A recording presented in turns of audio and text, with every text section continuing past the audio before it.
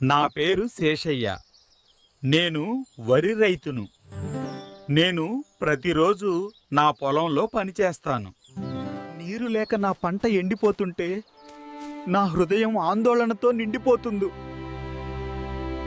నేను చెట్టు కింద కూర్చొని కన్నీళ్లు పెట్టుకుంటూ వర్షం కోసం ప్రార్థిస్తాను. దిగులు చెందకు శేషయ్య, నేనున్నాను.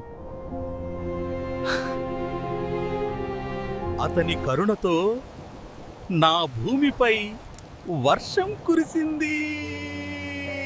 కొన్ని రోజులలోనే నా పొలాలు పచ్చగా మారాయి. పచ్చటి పంటను చూసి నేను దేవునికి కృతజ్ఞతలు తెలుపుతున్నాను.